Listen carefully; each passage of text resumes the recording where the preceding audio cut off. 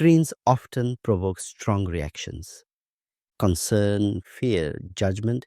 They are spoken about as if they are inherently dangerous, as if time spent in digital worlds must always be time lost. For many PDA children, screens are something very different. They are not an addiction in the way people imagine, they are a refuge. Today, I want to talk about digital worlds, about why they feel so compelling, and about the difference between escape and regulation. Hello, and welcome back to the William Gomes Podcast. I am William Gomes, and I am grateful to have you here.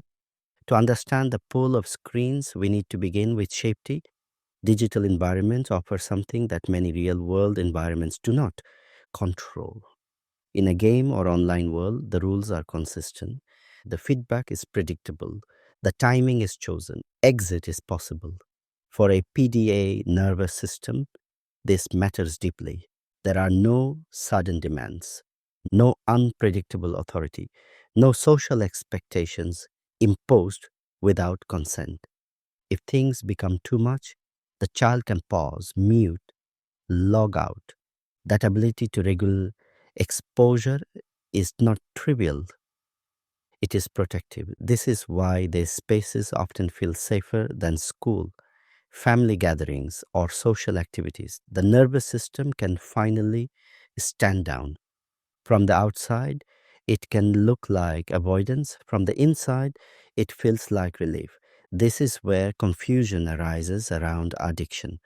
Addiction is characterized by compulsion that overrides well-being. But many PDA children use digital worlds to restore equilibrium. They are not losing control, they are reclaiming it. That distinction matters. When adults respond with moral panic, something breaks.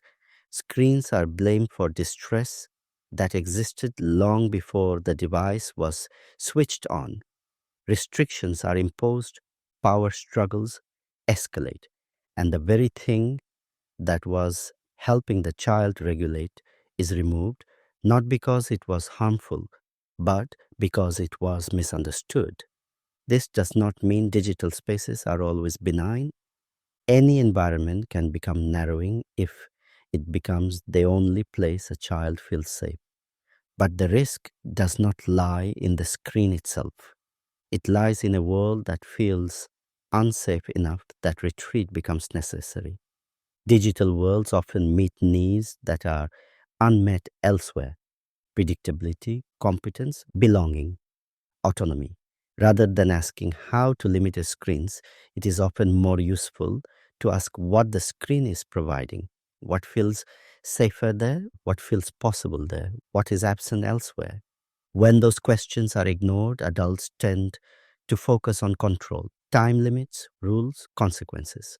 For PDA children, this replaces the same pattern. The removal of autonomy increases threat. The nervous system tightens, use becomes more rigid, not less. Using digital spaces wisely does not begin with restriction. It begins with understanding. When a child feels safer in the world, the grip of digital refuge often loosens naturally. Interest widens, flexibility increases, not because the screen was taken away, but because it is no longer the only place the nervous system can rest. This requires adults to tolerate discomfort, to resist judgment, to step out of panic, and to see screens not as enemies, but as signals, signals of what the nervous system needs. Digital worlds are not the opposite of real life. For many PDA children, they are the first place where life feels manageable. When we approach them with curiosity rather than fear, we protect, trust, and trust reveals far more than control ever could. Thank you for listening. This is the William Gomes Podcast. Take care of yourself, stay curious. And if you found this episode helpful, you are very welcome to follow, share, leave a comment or a rating. I will speak with you again soon.